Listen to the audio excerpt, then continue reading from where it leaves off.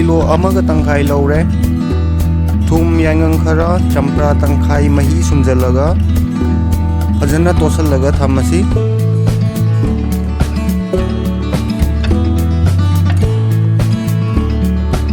Nga se fajana tosan biro yangang thumda.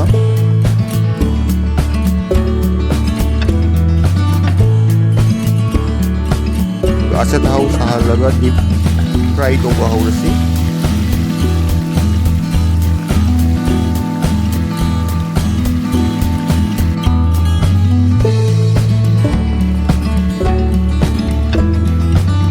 Ahenba thau lawthokraga tejpata jeera dhania matum hing chamas tangkai ma hapchilasi.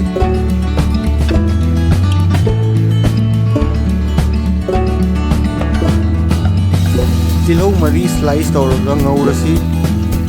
Tilau si brown oidrifau ngausi.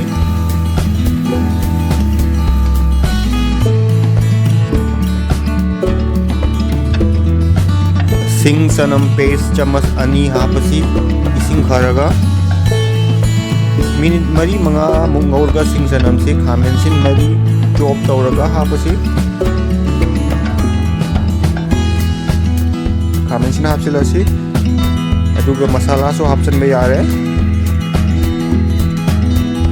Aidi masala da yangang, morok, jeera, dhania, fish curry powder hape. Mayam apamba masala dum hapiyu. Ising asaba khara hapsalaga minute tara mga fry tausi masala se.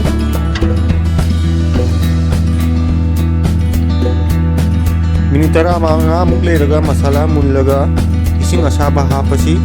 Mayam apamba chang hapiyu ising si. Go thum zo hapsilasi.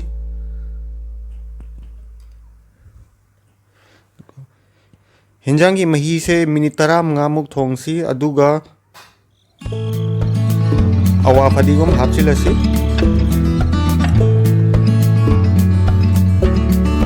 Mahak amuk thongsi makung kunjalaga.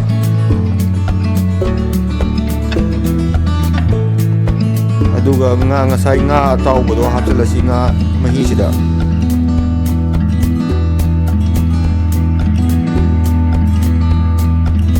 Masai fry taura thamgiba nga aduni hapsilasi hujik.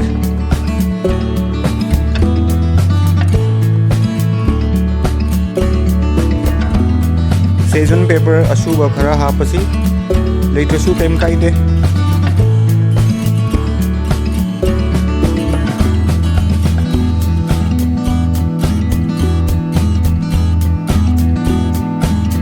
Maida minute mari mga muk thamaga may muthalasi.